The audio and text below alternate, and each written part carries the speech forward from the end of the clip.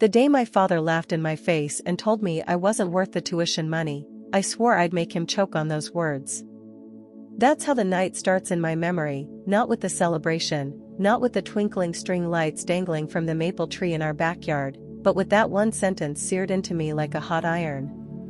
The cicadas were buzzing so loud it felt like the world was humming along with my humiliation, and the smell of burnt barbecue chicken still clung to the humid summer air. Everyone else clapped for me, toasted me, told me how proud they were. But him? He just smirked, raised his bottle of beer, and turned my graduation party into a public execution. I can still see it, the folding tables covered in cheap white plastic cloth, red Solo cups littered with soda and warm beer, my aunt's potato salad sweating under the July heat. My friends were scattered on the lawn, laughing, snapping pictures, the glow of sparklers painting golden trails across the night. And in the middle of it, my father, sitting in a lawn chair like some bitter king, tearing into me with words sharp enough to cut through the music and chatter. "College?" he scoffed, slamming his half-empty bottle down so hard the neck cracked. Amber beer foamed and bled down his fingers. "What for? So you can waste 4 years pretending to be smarter than the rest of us? Not on my dime." His voice carried over the crowd, and I swear the music from the rented speaker dimmed just to make room for his cruelty. People shifted uncomfortably. My cousin looked down at her plate. My uncle cleared his throat and pretended to refill his drink. But no one said a damn thing. And that silence, that heavy, suffocating silence, was worse than the words. I could feel my face heat up, sweat gathering on my neck, but not from the summer air. I forced myself to speak, to keep my voice from breaking. "Dad, I just need help with tuition. I've been accepted, I've worked hard." He cut me off with a bitter laugh, the kind that feels like spitting. "You think you're special? You think the world owes you something because you got a piece of paper that says you graduated? You're not worth the money. Not 1 cent." The sentence hung in the air, heavy as the smoke from the dying grill. I heard the sound of glass shifting on the table behind me, my mother setting her wine glass down a little too hard. She didn't look at me. Her eyes were locked on her plate, knuckles white around her fork. And in that moment, something twisted in me. My older brother, perfect golden boy, chuckled from across the yard, swirling his beer like he'd been waiting for this. "Guess Dad knows who's worth investing in," he muttered just loud enough for the people around him to laugh nervously. I wanted to scream, to throw my drink in his smug face, but the cicadas screamed louder. The air smelled of charred meat and cut grass, the kind of smell that normally meant summer freedom, but tonight it felt like a cage. I walked closer to my father, heart pounding so hard I could hear it in my ears. I bent down, and he leaned in, eyes glassy with drink. "You're soft," he hissed, "just for me. You'll never make it out there. Don't waste my money proving me right." My knees almost buckled. Not because I believed him, but because he wanted me to. He wanted me small. A nervous cheer erupted from the other side of the yard, someone lit fireworks early, sparks bursting in the sky with a deafening crack. People clapped, kids shrieked, trying to drag the mood back from the pit my father had dug. But I couldn't unhear his words. The firework smoke drifted over us, acrid and bitter, and all I could taste was ash. I forced myself to smile, a thin, brittle smile that fooled no one, and walked away before my legs betrayed me. My shoes crunched on the gravel path, the sound far too loud in my ears, like everyone was listening. Behind me, my brother's voice carried, smug and cruel, "Better get used to disappointment, little genius." The kitchen was dark when I slipped inside, only the faint hum of the fridge breaking the silence. It smelled faintly of coffee grounds and cigarettes, stale and heavy. I leaned against the counter, trying to breathe, trying to swallow the lump in my throat. My fingers brushed the cold edge of the sink, gripping it so tightly my knuckles ached. The back door creaked, and my mother walked in, moving like she'd aged 10 years in a single evening. She didn't look at me at first, she went straight for the counter, lit a cigarette, and blew the smoke out the open window. The sharp scent filled the room, mixing with the faint sweetness of the cake waiting on the table, untouched. I waited for her to say something, anything, but she just stared into the dark yard. Finally, I broke. Why does he hate me? Her shoulders sagged, smoke curling around her face. He doesn't hate you, she said softly, but her voice carried no conviction. He's scared. I let out a harsh laugh, almost choking on it. Scared of what? That I'll succeed? She didn't answer right away. She just took another drag, the tip glowing red in the dim light. Then she said quietly, he had dreams once. Big ones. He wanted to build something, but it all slipped away. He can't stand seeing you reach for what he couldn't. The words burned, but they also made a twisted kind of sense. My father wasn't denying me because he couldn't afford it, he was denying me because he couldn't stomach the idea of me surpassing him. I turned, my hand brushing against a pile of unopened mail scattered across the counter. A corner of an envelope stuck out, and I pulled it free without thinking. It was a check, already written, signed by my father. The amount? More than enough to cover a semester's tuition. But the name on it wasn't mine. It was my brother's. My throat closed. My vision blurred. He had the money. He just chose not to give it to me. I slammed the check down on the counter. The sound startled my mother, her cigarette ash scattering onto the linoleum. Her eyes flicked to the paper, then to me. She didn't deny it. She just pressed her lips together and looked away. The air in that kitchen felt like it was pressing in on me, thick with smoke and betrayal. I wanted to scream, to break every dish in the sink, to shatter the illusion of family that had already been crumbling for years. But instead, I whispered, almost to myself, fine. If that's how it is. My mother's voice trembled as she asked, what do you mean? I looked at her, my chest still heaving, and said, if he won't invest in me, I'll invest in myself. And one day, he'll regret every word he said tonight. The screen door slammed open behind us, a burst of laughter and music spilling in as my brother stumbled inside, drunk, holding another beer. He glanced at the check on the counter, smirked, and said, guess Dad knows who really deserves it. His laugh echoed in the cramped kitchen. My mother quickly crushed her cigarette in the sink, as if hiding the evidence of what she'd revealed. My brother's grin widened, waiting for me to explode. I didn't. I just stared at him, and for the first time, I didn't see him as untouchable. I saw him as a piece on a chessboard, and me, the player who'd been underestimated too long. The cicadas outside grew louder, shrill and relentless, almost like they were warning me. My brother leaned closer, his breath thick with beer, and whispered, better quit dreaming now, before it hurts worse later. My hand brushed against the bent fork lying beside the untouched cake, the metal cool and sharp against my skin. And in that moment, I knew, this wasn't the end of the night. It was the beginning of something neither of them could control. I clenched the fork until it bent further, the sound of straining metal filling the silence. My brother's grin faltered just slightly. My mother's eyes widened. And I looked at both of them and thought, you have no idea what you've started. The fork is still warm in my hand, bent into a crooked shape that looks more like a weapon than a piece of silverware. My brother's smirk lingers in the air like sour breath, but what stays with me more is my mother's silence. She doesn't defend me. She doesn't scold him.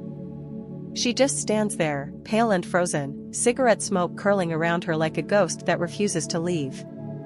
I drop the fork on the counter. The clatter makes her flinch, but I don't care. My brother laughs again, slapping me on the shoulder as if I'm some kind of joke. His touch burns. I want to shrug him off, but instead I stare him down, letting the anger coil tighter in my chest. He shakes his head, mumbling, always so dramatic, before stumbling back out into the noise and the lights of the party. The kitchen door closes behind him, and the sound of cicadas floods back in through the open window. My mother presses her palms flat against the counter, eyes down, lips pinched tight. I take a step closer, my voice low, sharp. How long have you known? About the check. About him choosing. Her shoulders slump like she's been carrying this weight for years. It's not like you think, she whispers, though even she doesn't seem convinced. The overhead light flickers once, and the hum of the fridge fills the silence between us. I move past her, yanking the stack of unopened mail closer. Bills, advertisements, one thick envelope already torn open. I flip through, my pulse racing. Not like I think?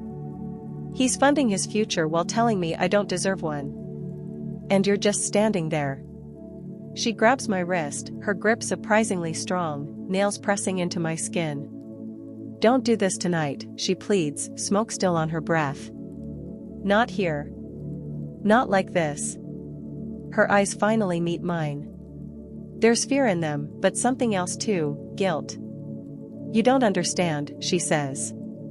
Your father, he can't see you succeed. It reminds him of everything he lost. The words slice deeper than I expect. I pull my arm free. So I'm supposed to pay for his failures with my life? With my future? Her silence is the only answer. The hum of the fridge grows louder, like a mocking chorus. I shove the check back at her chest. Then you cash it. Hand it to him. Play the part. But remember this moment when he finally chokes on what he's built. She staggers back, pressing the paper to her chest, eyes darting toward the door like she's afraid someone might overhear. Outside, laughter swells, the sound of fireworks, the hiss and crackle of sparklers. I move toward the back door, but she whispers after me, your brother is his pride. You were supposed to be something different. I freeze. My hand lingers on the doorframe. Supposed to be what? Her voice breaks. The reminder that dreams still mattered. But he doesn't believe in them anymore. The words echo in my head, sharp and useless. I step outside anyway, into the humid air that sticks to my skin like glue. The party is still alive, glowing string lights swaying in the warm breeze. People are dancing, clapping, pretending everything is normal. But my eyes lock on him, my father, leaning back in his chair, a fresh bottle in his hand, laughing at something my brother just said. His face is red with drink, sweat shining on his forehead, and when his eyes catch mine across the lawn, the laughter cuts off. His smirk returns, cruel and steady. I walk back toward the crowd, each step pounding like a drumbeat in my head. My classmates wave at me, a teacher offers a proud smile, but I can barely hear them. All I hear is his voice repeating, not worth it. Not 1 cent. My brother throws his arm around Dad's shoulder like a crown prince claiming the throne. Dad raises his bottle high, shouting, to the future of this family. Everyone cheers. Glasses clink. Beer foams. But the toast is aimed at him, not me. The sound of the cheer rattles in my ears, too loud, too sharp. My chest tightens until I can't breathe. I push past the crowd, the smell of spilled beer and barbecue grease making me gag. My aunt calls my name, but I don't turn back. I don't stop until I reach the side of the house, where the shadows swallow me. The hum of the party is muffled here, replaced by the steady chirp of crickets and the distant pop of fireworks. I lean against the siding, pressing my forehead to the cool wood, trying to think, trying to steady myself. But then I hear it, voices drifting through the open living room window. My father and brother, laughing. You see her face? My father snorts, voice thick with drink. Thought she was about to cry. Pathetic. My brother laughs along, cruel and sharp. You think she'll even try to go? Without your help. Let her try, Dad slurs. She'll come crawling back when she realizes the world doesn't care about her grades or her pretty speeches. She's weak. Something inside me snaps. Not in a loud, dramatic way, but quietly, like the click of a lock turning. My vision blurs, my ears ring, and the only thing I can smell is smoke from the fireworks, sharp and acrid. I push away from the wall, fists clenched.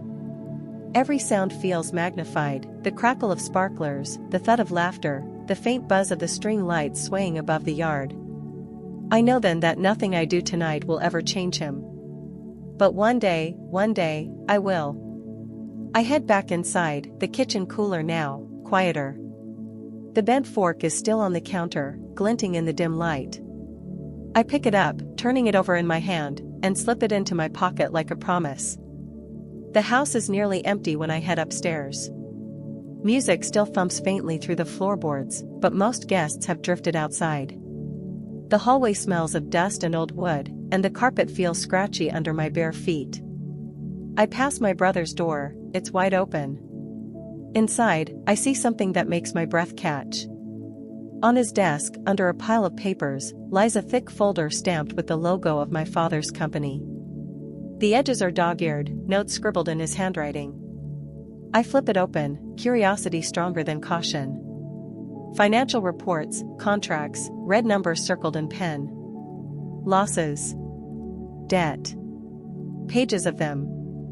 My father's company isn't thriving. It's drowning. The revelation burns through me like fire. He denied me, mocked me, told me I was worthless, while hiding the fact that his empire is crumbling beneath him. My hands shake as I close the folder. A floorboard creaks behind me. I spin around, heart hammering, to see my brother in the doorway. His face is shadowed, but his grin is unmistakable. Snooping, are we? My mouth goes dry. He steps closer, the smell of beer strong on his breath. Careful, little sister. Dad doesn't like it when people dig where they don't belong. I grip the folder tighter, pulse racing. His eyes flick to my pocket, where the bent fork presses against the fabric. His grin widens, like he's daring me to use it. The hallway light flickers above us, buzzing faintly, and for a moment the shadows twist across his face, making him look less like my brother and more like some stranger. I take a step back, folder still in my hands. He leans against the doorframe, blocking my path. You think you're smart. You think you'll outgrow us. But Dad's right, you'll come crawling back. You always do. The weight of his words presses down on me, but not the way he intends. Instead of crushing me, it steals me. I slip the folder under my arm and lock eyes with him. We'll see. For a moment, the smirk falters. Just for a moment. Then he laughs, low and mocking, and steps aside to let me pass. As I walk by, his voice follows me, soft and cutting. Don't forget, Dad always bets on the winner. And it isn't you. I keep moving, my hand brushing the bent fork in my pocket, the folder heavy under my arm. My heart pounds, but not from fear anymore. From resolve. Because for the first time tonight, I know something they don't. Their throne isn't as steady as they pretend.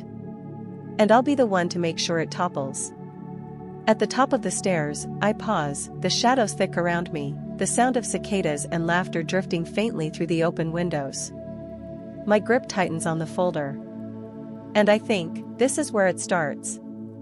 The folder is still pressed against my chest as I lie awake, the house groaning with the weight of silence after the party.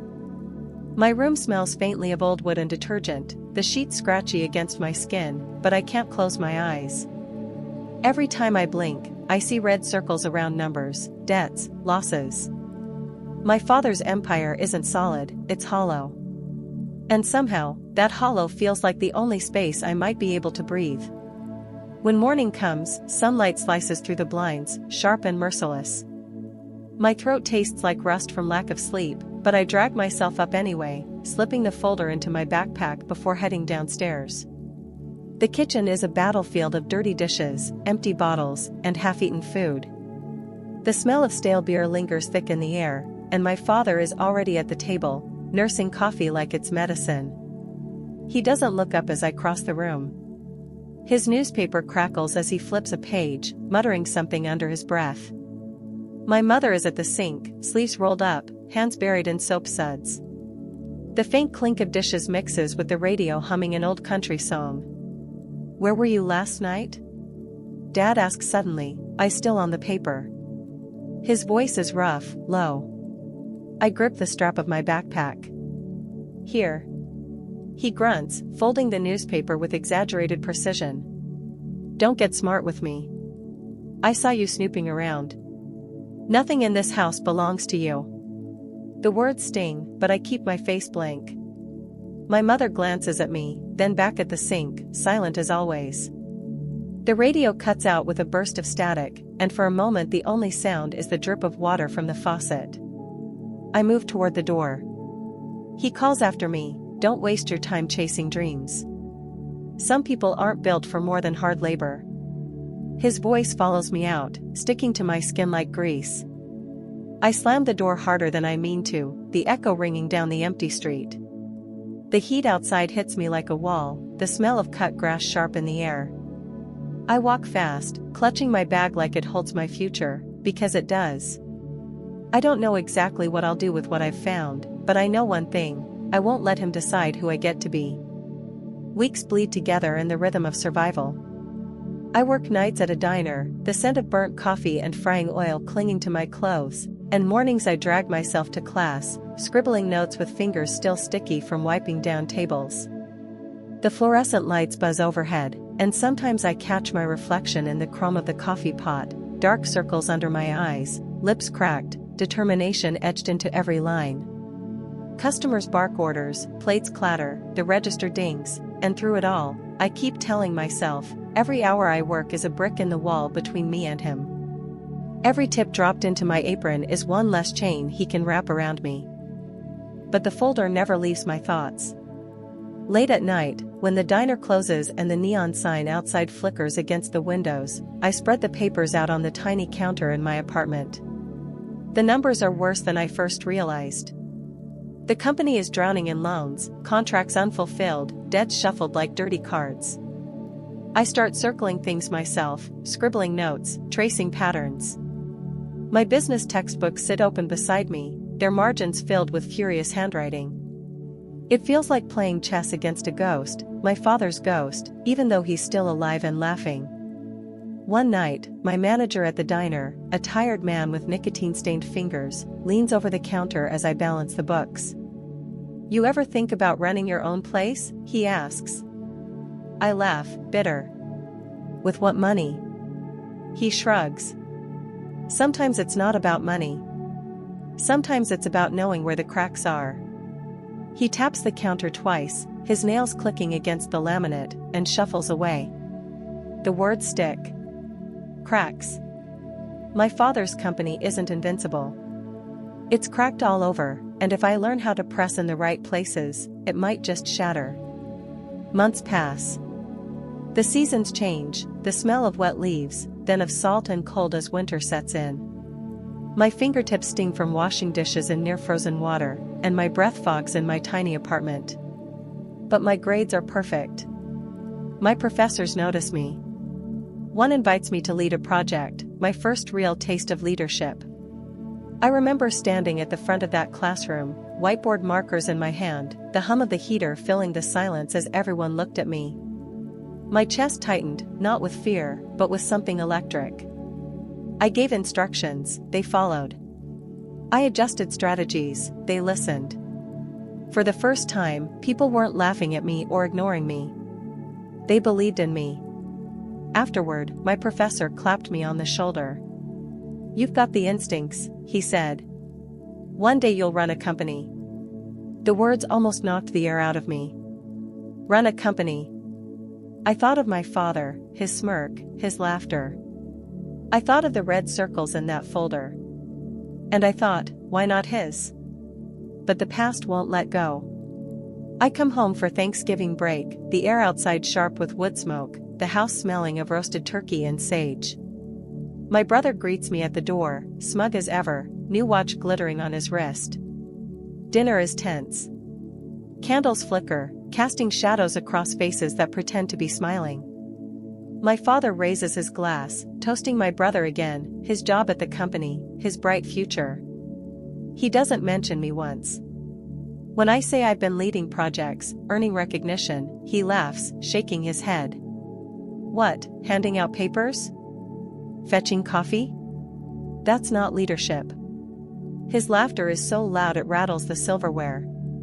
I grip my fork until the metal bends slightly. My mother looks down at her plate. My brother smirks. And the taste of sage and butter turns to ash in my mouth. Later that night, I find myself in the living room alone. The fire pops, throwing sparks, the smell of burnt wood filling the room. On the mantel, framed photos of my brother in his suit, shaking hands, smiling beside Dad. My own pictures are shoved to the side, half hidden behind old trophies. The anger feels like acid. But beneath it, there's clarity too. They think they've written my story.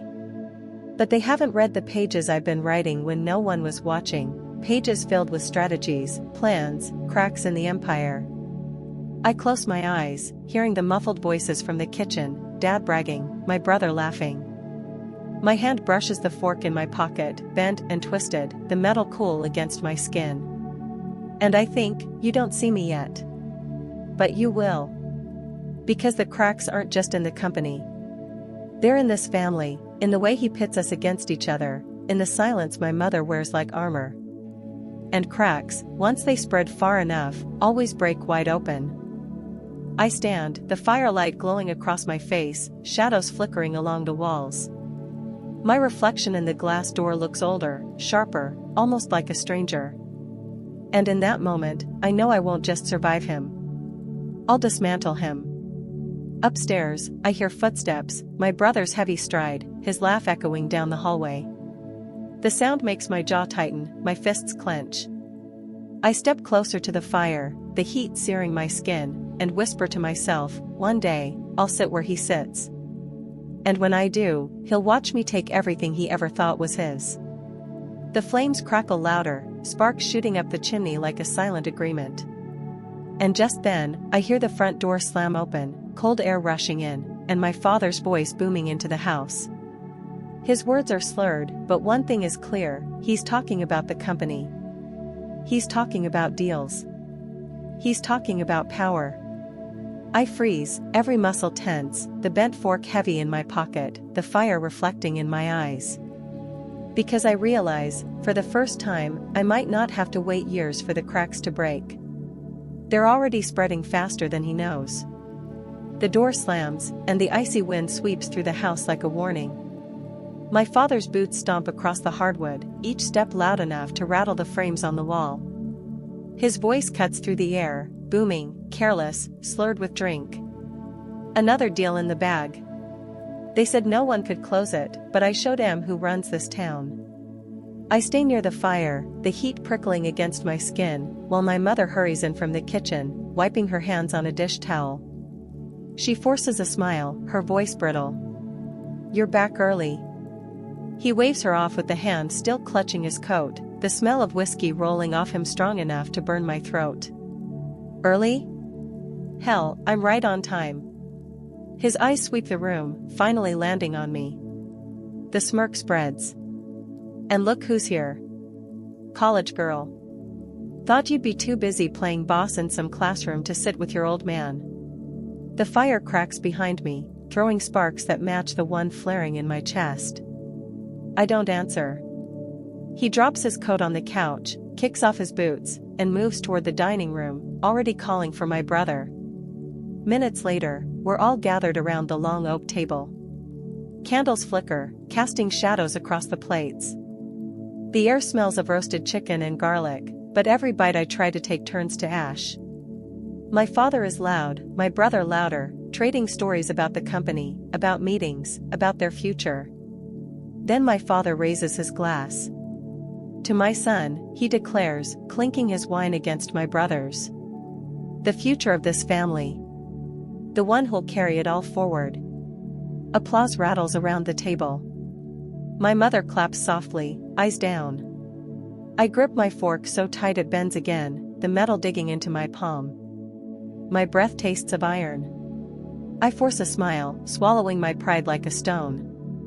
I actually got offered a position, I say, my voice cutting through the noise. Not an internship. A position. They trust me to lead. The table falls quiet for a beat, forks pausing midair. Then my father bursts into laughter, a harsh bark that makes the candles flicker. Lead? At what, coffee runs? His hand slams against the table, rattling the glasses. Don't kid yourself. Real leadership is earned. You think these people are giving you power? They're just letting you play dress up. The words sting, but worse is the smirk on my brother's face, the way he leans back and whispers, "Better get used to being beneath me." The room tilts. My chest feels too small, the air too heavy. I want to scream, to throw the bent fork across the room, to shatter the illusion that he is king. Instead, I lay the fork down carefully, the tine scarred and crooked. "Careful, Dad," I murmur, my voice low. "Sometimes the ones you dismiss end up running circles around you." The laughter dies in his throat. For the first time, his eyes narrow, sharp and assessing. The silence is thick, broken only by the hiss of the candles and the faint clink of silverware against porcelain. Then he leans forward, his breath sour with whiskey, and says, "You'll never outrun me. I built everything you see here. You? You'll have nothing." I meet his gaze, steady and cold. "We'll see." The tension lingers in the air long after dinner ends. I excuse myself, my heartbeat thundering, and slip into the hallway. The lights overhead buzz faintly, casting a pale glow across the family portraits. I pause at one, my father shaking hands with a politician, his smile wide and false. My brother's face is beside him, proud, polished, perfect. My own picture is nowhere in sight. I turn away, my nails biting into my palms, and head upstairs. My brother's voice drifts up behind me, "Don't waste your breath on her, Dad. She'll be begging for scraps soon enough." Their laughter follows me, echoing through the house like nails on glass. Back in my room, I can't sit still. The air is too heavy, the bed too soft, the silence too loud. I pull out the folder again, spreading the papers across the floor. Numbers, contracts, debts, they blur together, but one line jumps out at me. A loan agreement, signed in desperation. Terms so predatory they read like a death sentence. The company isn't strong. It's weak. Weak enough to be taken. I hear the floor creak outside my door. My heart stutters. Slowly, I slide the papers back into my bag and sit on the edge of the bed, waiting. The handle jiggles once, then stops. My brother's footsteps retreat down the hall, muffled by the carpet. I let out a shaky breath, the metallic taste of fear sharp on my tongue. But mixed with it is something else, resolve. The next morning, sunlight floods the kitchen, bright and cruel. The smell of bacon fills the air, but I can barely stomach it. My father sits at the table, reading the paper, my brother beside him scrolling his phone. My mother moves quietly between stove and sink, her eyes never lifting. I pour myself coffee, the bitterness biting at my tongue, and sit across from them. My father doesn't look up. "You heading back soon?" he asks. "Tomorrow," I say. "Good," he mutters. "You don't belong in this world." The words are casual, almost careless, but they land harder than the night before. My brother chuckles, never glancing up from his phone. "She belongs in books, Dad. Not boardrooms." I set the mug down so hard it sloshes, hot liquid burning my fingers. "We'll see," I repeat, my voice steady. For a moment, the paper rustles but doesn't turn. His eyes flick to me, sharp as broken glass. Then he looks away, as if dismissing me is easier than confronting what he fears. Later that day, as I pack my bag, I find the bent fork still in my pocket. I turn it over in my hand, the scars in the metal catching the light.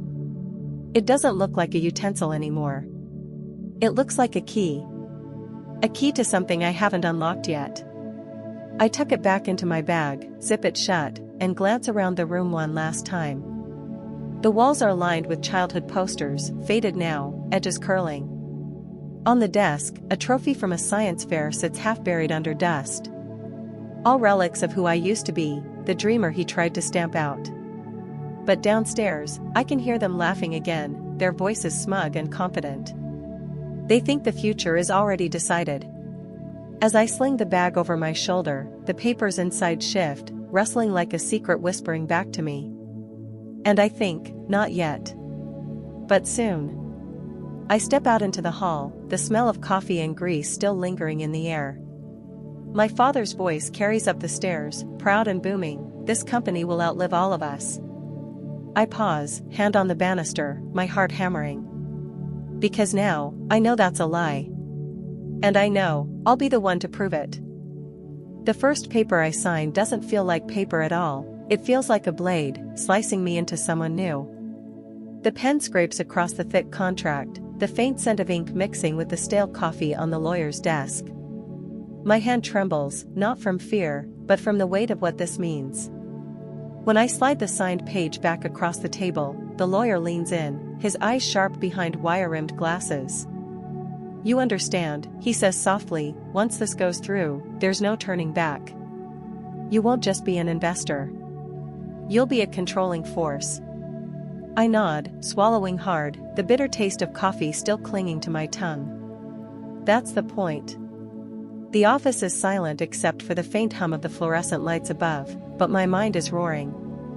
I picture my father's face when he sees me standing not as his daughter, but as the one pulling strings he didn't even know were tangled. I picture my brother's smirk dissolving into something closer to fear. The images fuel me, steadying my heartbeat. I gather the folder, tuck it into my bag, and step out into the hallway. The smell of old wood polish and carpet glue lingers faintly in the air. My heels echo as I walk, each click a reminder that I'm not backing down. But just as I round the corner toward the elevator, a voice stops me. You're making a mistake. I freeze. It's Marcus, the associate who'd been working under my father for years, the one always hovering near the edges of family dinners, quiet, watchful. His tie is loosened, his shirt sleeves rolled up, like he's been working late. I force a neutral smile. Funny. I thought mistakes were what my family specialized in. He doesn't laugh. He steps closer, lowering his voice. I know what you're trying to do. And if you're not careful, it'll blow up in your face before it even starts. The elevator dings open, its metallic groan breaking the silence. I step inside, my heart thudding against my ribs. Just before the door slides shut, I meet his gaze. Then you'd better not get in my way. That night, the city glows outside my apartment window. Neon signs blur against the glass, streaks of red and blue shimmering through the misty drizzle. I can hear traffic below, a mix of honking horns and the distant wail of a siren. I sit cross-legged on the floor, papers spread around me like a war map. Each page is another wound my father's company tried to hide, overdue payments, burned partnerships, failed expansions. I trace the numbers with my fingertips, feeling their texture, imagining them as cracked spiderwebbing across a glass surface. One more push, and the whole thing will shatter. But here's the twist I didn't expect. One of the contracts bears a name I recognize. Not my father's. Not my brother's. My mother's. Her signature is there, small and hesitant, tucked into the corner of a loan agreement. The sight makes my chest tighten. Did she know? Was she forced? Or worse, did she choose to save them at her own expense? The thought keeps me awake long into the night. The next morning, rain lashes the streets, cold and relentless. I pull my coat tight, the damp fabric clinging to me as I stride toward the glass tower downtown. Inside, the lobby smells of rain-soaked coats and fresh brewed coffee. Suits hurry past, their shoes squeaking against the marble floor. I take the elevator up to the 23rd floor, my reflection fractured in the mirrored walls. My own eyes stare back at me, sharp, unflinching, but beneath them is a flicker of something else, fear, maybe, or hunger. When the doors open, I step into the heart of the company I once thought was untouchable. The air smells like toner and stale perfume. Phones ring, keyboards clatter, conversations hum like bees. No one looks twice at me. Until I walk past the glass-walled conference room. Inside, my father sits at the head of the table, my brother beside him. Their voices filter through the glass, muffled but clear enough. Expansion. Overseas. Aggressive growth. I pause, watching through the barrier. My father gestures grandly, my brother leans in, taking notes, their bodies angled like generals plotting a campaign. They don't see me. They don't even notice me. Something inside me snaps, sharp and cold. They've already written me out. Later, when the conference room empties, I slip inside. The chairs still hold the warmth of bodies, the air faint with aftershave and stale coffee. I sit in the chair opposite his, my father's, and let my fingers drum against the glossy table. I imagine him here, smug and certain. I imagine flipping the table, shattering the glass walls, dragging his empire down around him. The vision makes me smile. Then I pull out the papers. My papers. Mine now. The first step is subtle, a quiet acquisition through a shell company, buying a creditor's stake. Then another, and another. Each one feels like a needle threading into the seams of their empire, stitching it shut in a way they won't notice, until it's too late. My phone buzzes. A message. Unknown number, you're playing with fire.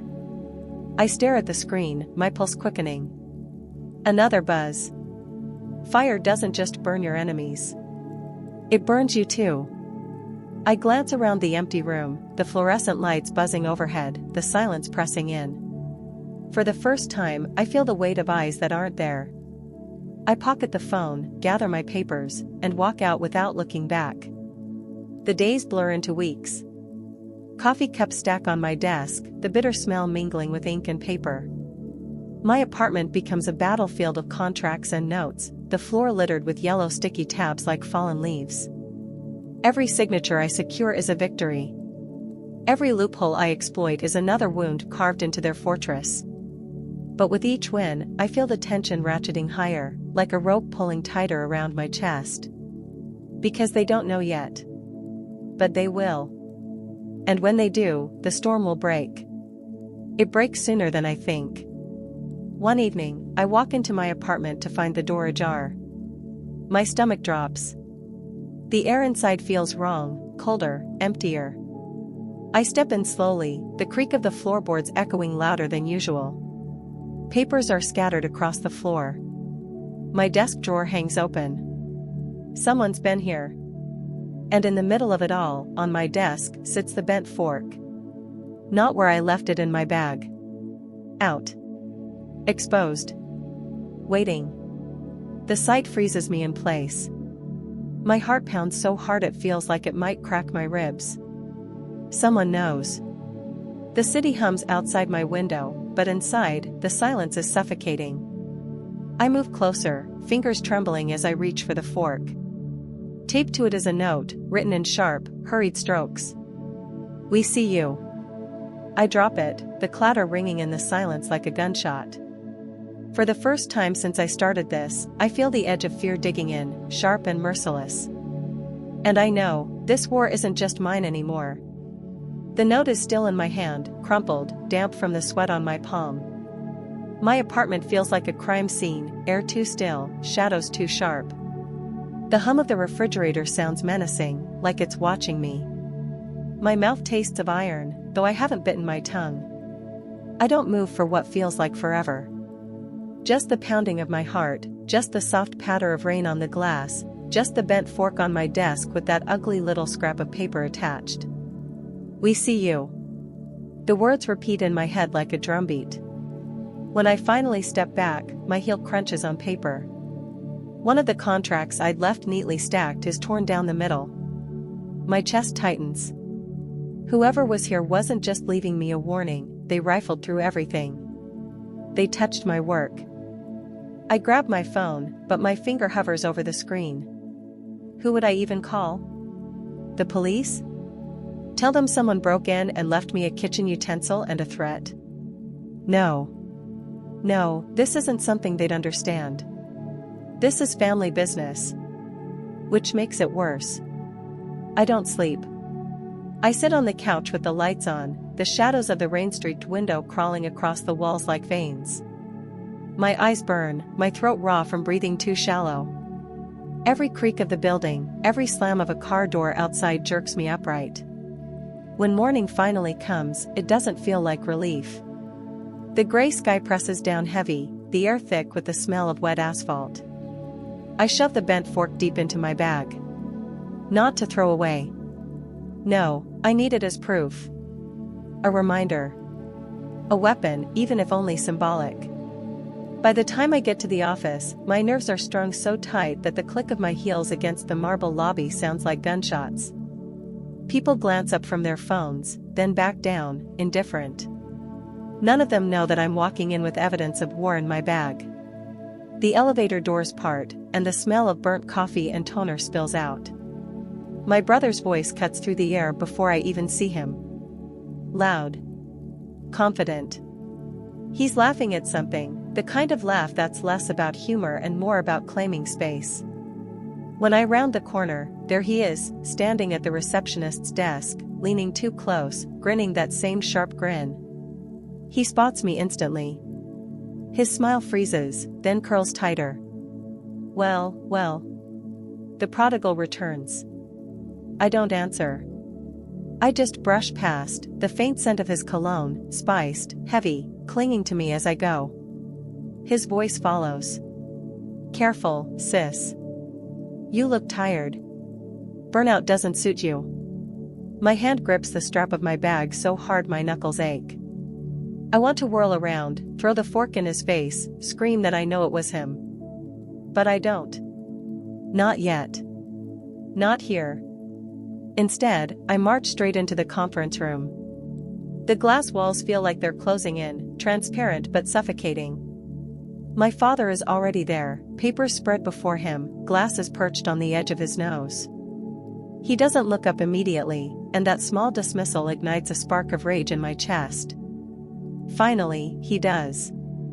His gaze lingers, heavy. You've been busy. I force myself into the chair opposite him. So have you. He folds his hands, the faint smell of his aftershave drifting across the table. You think we don't notice? You think your little moves go unseen? The fork burns in my bag like a coal. I want to slam it on the table, scream that they broke into my apartment. But I see it in his face, he already knows. Maybe he even ordered it. And admitting I'm rattled would be giving him the one thing he's always wanted, proof that I'm weaker.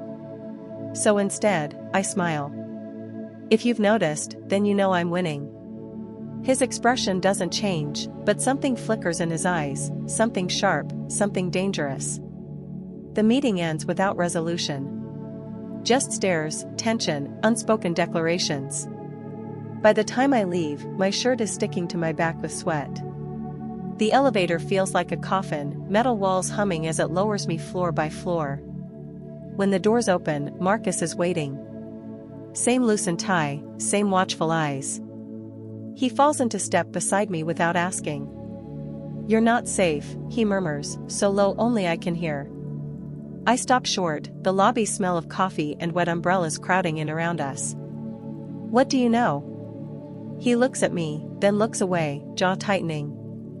Enough to tell you this isn't a game anymore. They're not bluffing. I pull the fork from my bag, the metal gleaming under the lobby's fluorescent lights. His eyes widen just a fraction. They were in my apartment, I whisper. For the first time since I've known him, Marcus looks unsettled. He leans closer, breath warm against my ear. Then you need to decide right now, do you want to burn them or survive them? That night, I sit with a glass of whiskey in my hand. The liquid burns, sharp and smoky, coating my tongue before sliding down like fire. The city glows outside, neon bleeding into the rain-slick streets. My papers are spread out again, but my focus keeps drifting back to the bent fork sitting dead center on the desk.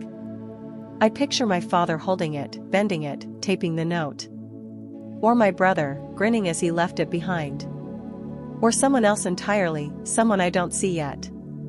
The whiskey burns, but not enough to drown the fear that coils tighter and tighter in my stomach.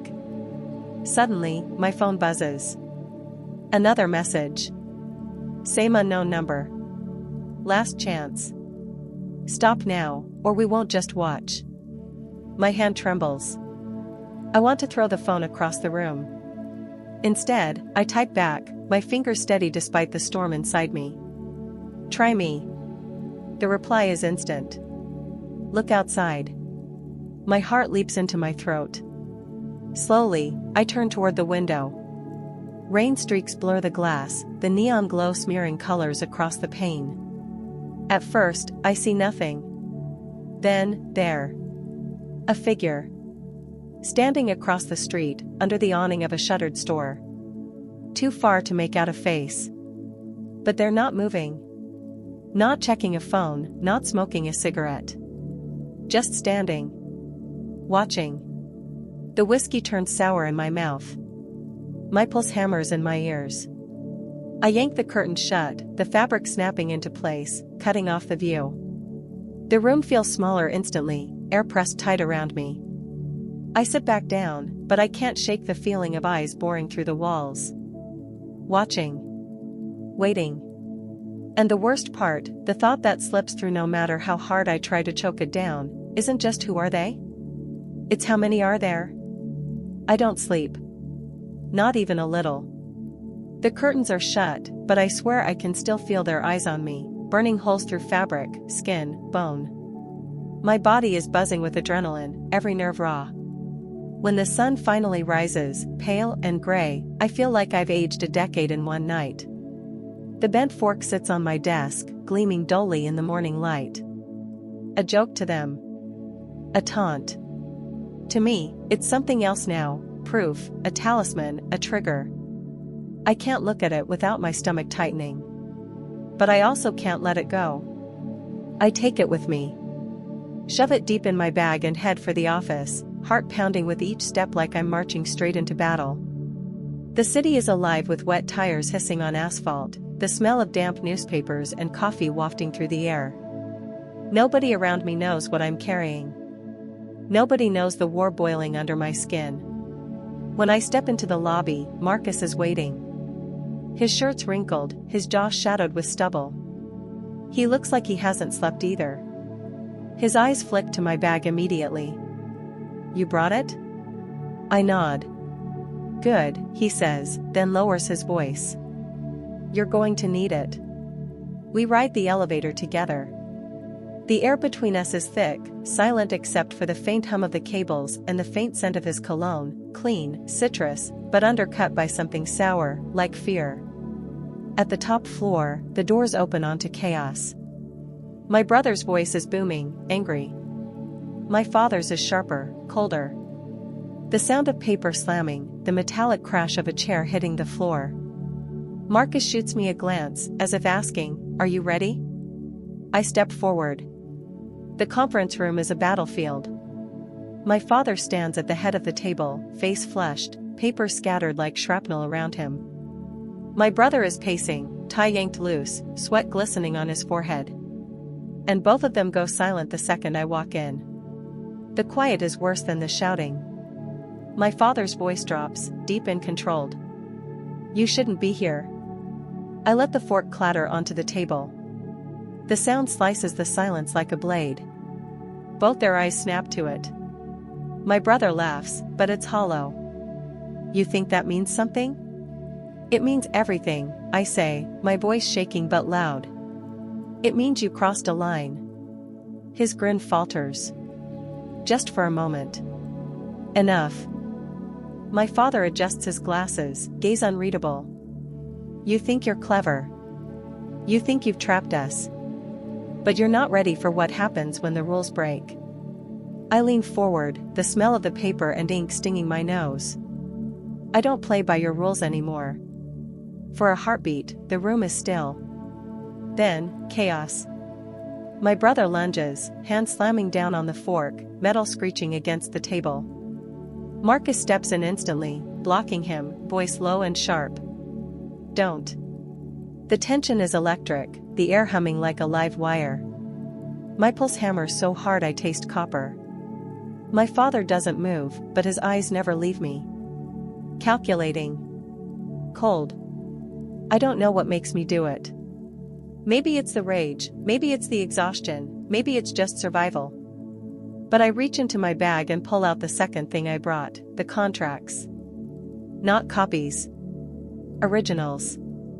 Every signature, every clause. Evidence. I slammed them onto the table beside the fork. "These aren't yours anymore." For the first time, my father's mask cracks. Just slightly. His nostrils flare. My brother's face twists. You stole. I took back what was mine, I snap. My voice is louder than I expected, echoing against the glass walls. People outside are turning, staring in. Let them. Marcus shifts closer to me, his presence solid, grounding. My father sees it. His mouth curls. So. You've chosen your side. The words hang heavy, thick with menace. The meeting ends not with agreement, but with a standoff. My father retreats first, gathering his papers slowly, deliberately, as if promising he'll return. My brother storms out, muttering curses under his breath, the smell of his sweat and cologne lingering in the air like rot. When the door clicks shut behind them, I collapse into a chair. My hands are shaking so hard I can barely keep them in my lap. Marcus sits across from me, eyes steady. You know this isn't over. I don't care, I whisper, though my throat is tight, my stomach knotted. You should, he says. Then he leans forward, lowering his voice. Because there's something you don't know. That figure you saw outside your apartment? It wasn't him. My blood runs cold. What do you mean? Marcus glances at the door, then back at me, his jaw clenched. Your father isn't the only one watching you. The air seems to drain from the room, leaving me weightless, breathless.